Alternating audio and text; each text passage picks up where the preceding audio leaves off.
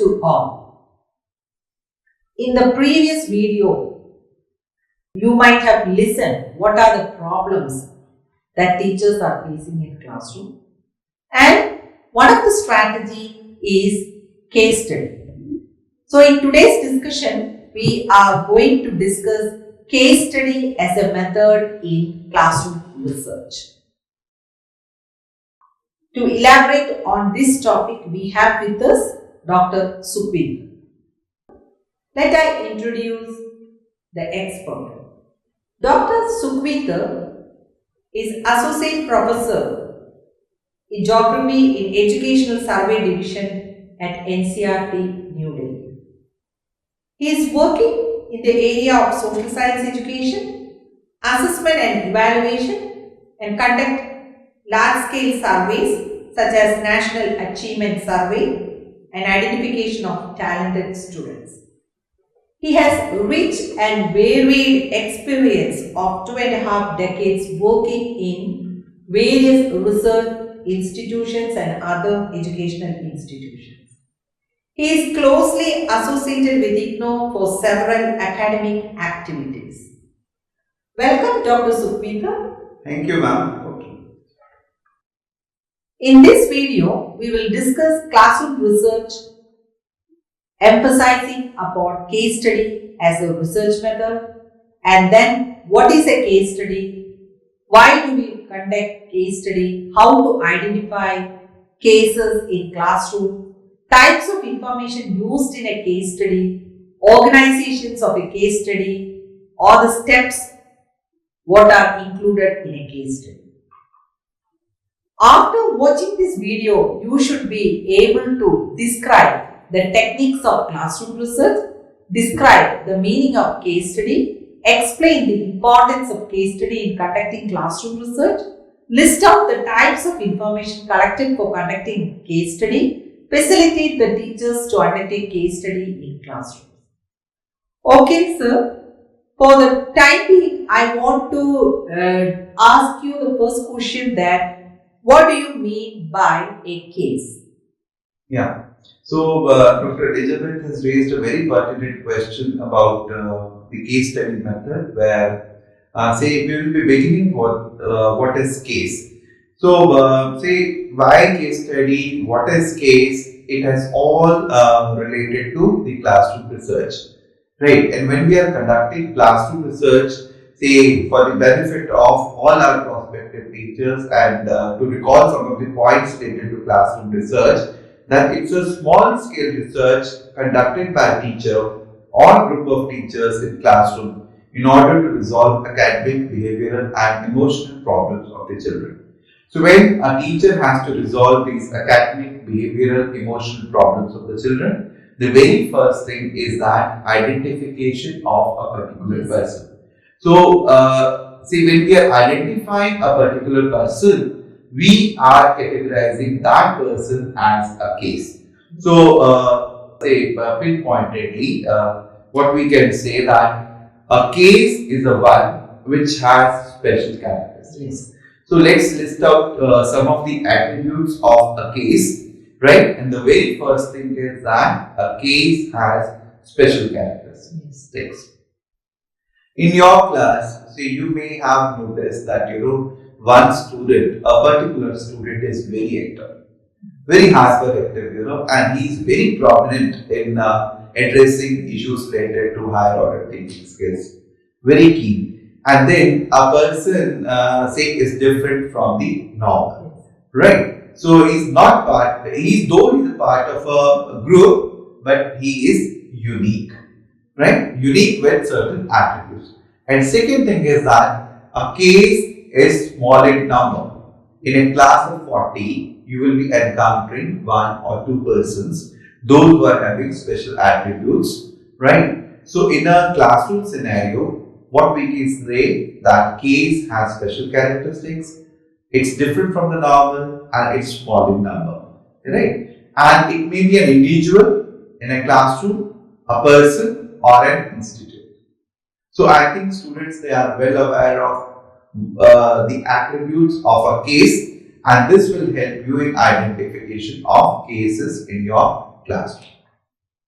And now, when it comes to the case study method, so students must have learned about case study methods in research methodology.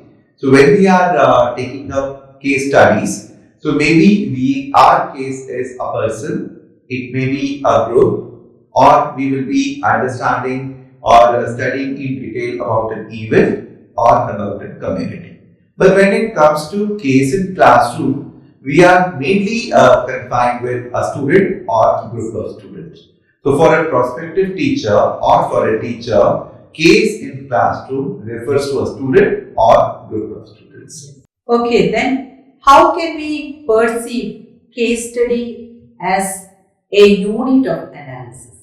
Yeah, so as I've conveyed you that as a unit of analysis, cases can be a person, group, location, organization or event.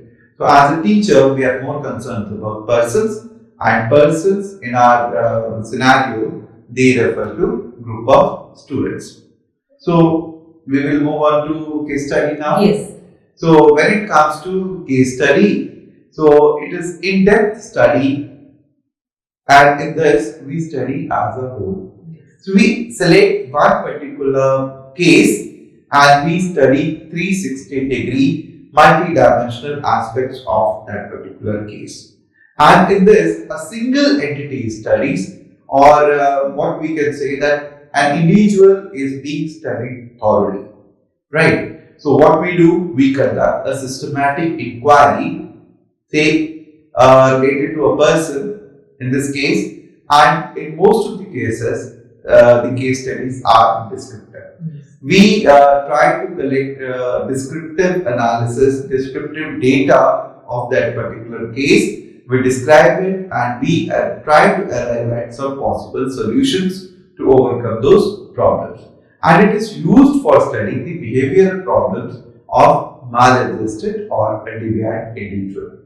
So in our previous session, you must have looked into that there are different problems faced by the teacher like academic, socio-emotional or behavioral. So these aspects can be very well sorted out, can be very well resolved with the help of case study. As a teacher, there will be a pertinent question in their mind. How can they identify a case in their classroom? Yeah.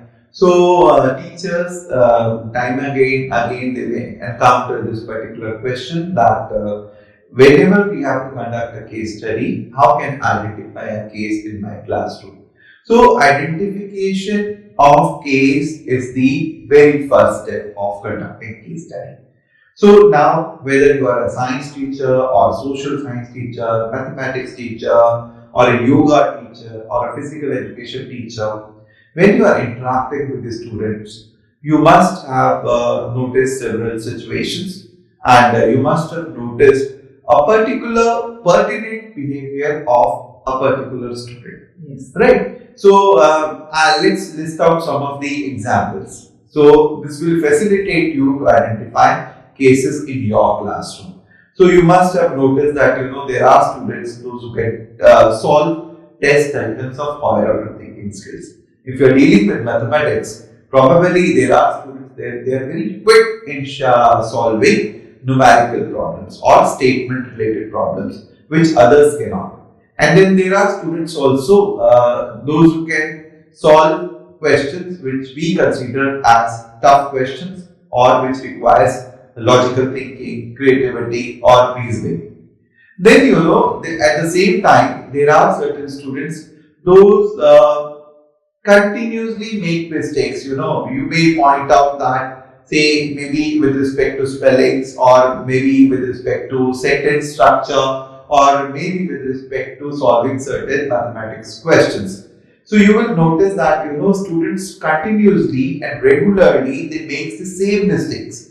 As a teacher, you must have pointed out that this is a mistake, this is how you should resolve, but no, there is no way out. And in spite of your reminders, in spite of your suggestions, in spite of your advice, students continue to make mistakes.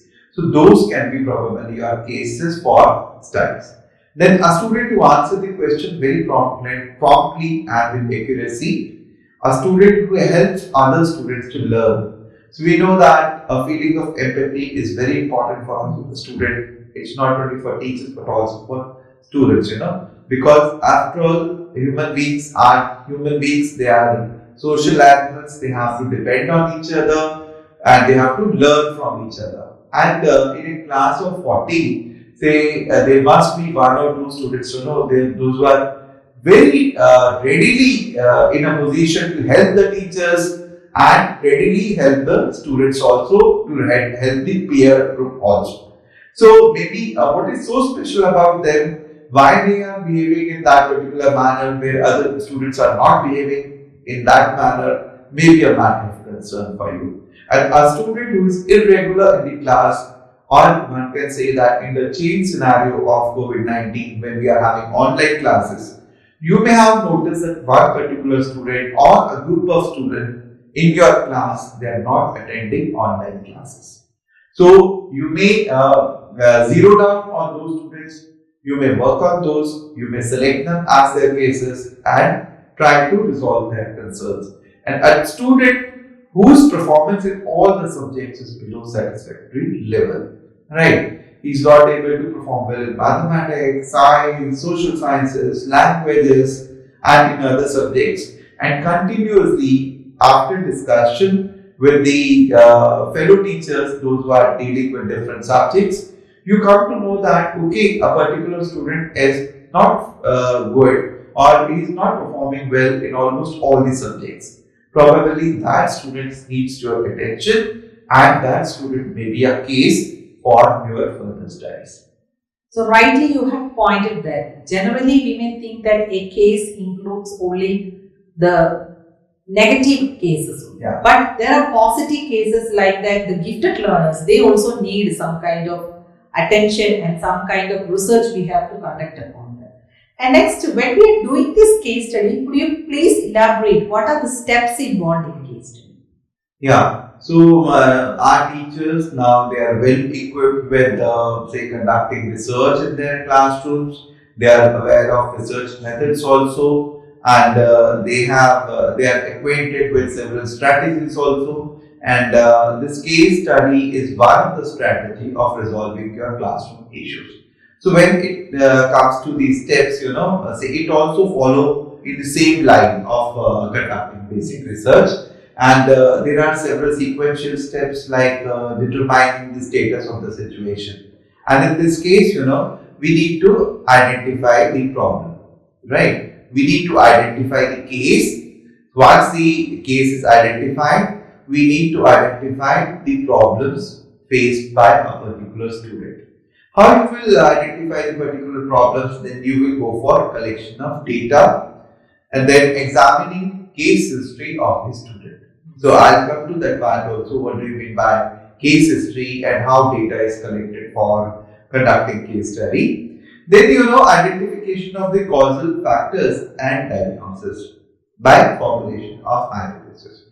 So once say probable causes are listed out, then you need to verify whether these are the causes, and these causes are causal factors will be understood with the help of data which you have collected. And then of course you will be providing them with some treatment, you will be counseling them, you will be providing some sort of intervention, and then once intervention is provided, once counseling is provided, once they are treated by the counselor or by the teacher, then we need to have a follow-up program. And then we will come to know that whether the issues are resolved or still pertaining. If the issues are resolved, fine, well and good. If they are not resolved, once again teacher has to follow the same cycle by following different strategies. And by following these steps, I think to teachers, they will be able to conduct the case study in their classrooms. Next one, how data can be collected in a case study? Yeah. So Dr. Elizabeth, as I have stated that this conducting a case study, you need to identify the case. And if prospective teachers, they can have a look at the screen. So probably you can see an image which resembles that this is a particular case which a teacher has identified. Now, the very next step is that you need to collect data, and what kind of data can be collected for a particular case. It may be starting with the personal details like the name of the candidate, name of the student, name of the case, then gender, age group, then health record. Health record may have different aspects like what is the height of the child, weight, whether the child is malnourished or healthy. So all these aspects will be there, and then there will be certain aspects related to family background. What is the size of the family? How many siblings are there? What is the birth order of the case? And what are the qualifications and occupations of parents, mother and father? Then details information about neighbors, friend circle, and the relationship amongst various members of the family. And apart from that, we may also be interested in the location of residence where the child is staying, whether it's in urban area, semi-urban area, rural area, because all these aspects have some bearing on the personality of the case. And apart from that, so researcher may also like to know the academic aspects. What is the performance level of the students? Then how much he or she has performed in different subject areas? What are her interests, aptitudes, and attitudes? So with these personal details, one will be able to arrive at some meaningful conclusions. Now you will certainly ask a question that from where you collect this sort of data, because I have listed out so many things, and they are very varied in nature, like academic aspect, interest, aptitude, and family details. Probably a teacher needs to depend on official records which are readily available in the schools. Teacher may develop questionnaires with the help of other teachers. He or she may design interview schedules, and the teacher's personal observations plays a major role, and they can be self-appraisal for the case, and the teacher may also go through the documents like diaries and portfolios which the student must have submitted. So with these personal details and data sources, teacher or case the one who is taking case study develops history of the case, where he or she has to tell the exact problem of the case, what is the duration, symptoms, consultation done with the guidance and counselor, whether he or she has contacted medical doctor if any medical problems are there, and in case doctor has suggested some treatments, what are those? So this case history will help you to finally come to the meaningful conclusions there. Then after the collection of the data, normally there will be a doubt how to present the report in an effective way. Yeah. So report writing is an important aspect of case study, because here you are detailing everything right from identification of the case, and you are also providing history of the case, what sorts of methodology you have used, how you have collected the data, what all attributes you have collected, what were your possible hypotheses, which help you in arriving at the particular solution, and finally you conclude whether it's set for further counseling or it needs further treatment or the matter is closed here. So this report writing, let me tell you one thing, that it is slightly different from any other research report which we are writing. So it does not have all those aspects which we have listed under writing the formal research report or action research report. So here, say report writing for case study is slightly different, and teacher needs to look into these four major aspects: personal details of the case, history of the case, procedure of the data collection, and finally conclusion. And if a teacher take care of these 4 points, probably this will be a kind of a comprehensive report, and this comprehensive report will not only help that particular teacher but also help the entire group of teachers, those who are dealing with the similar kind of problems. Okay. Then at the last word, whether you want to tell something to the teachers how this case study, how it influences the teachers when they do like that? What are the advantages? Yeah. See, as it is said that every problem has a solution, and we initiated our discussion with that. And suppose these problems are not attended regularly or not attended timely, then what will happen? Teacher will be stressed, teachers will be strained, and they will not be happy, they will be dissatisfied because the things are not moving the way it has to move. And these obstacles, these glitches, these hindrances, create obstacle for achieving the learning levels amongst all the students. I am saying all the students because we did not leave any one student in the classroom. We should reach to the last student of our class. So with this target, so teacher will be helping himself to achieve the targets, and at the same time teacher will be helping his or her peer group, those who are not able to take up the case study, but with the help of others' wisdom, with the help of others' work, teacher will be able to resolve their issues. So I think a teacher must certainly take up these strategies like case studies to overcome classroom problems in a given situation. Okay, in this video program, you have understood what is case study, what are the characteristics of case study, what are the steps included in case study, and how to conduct a case study.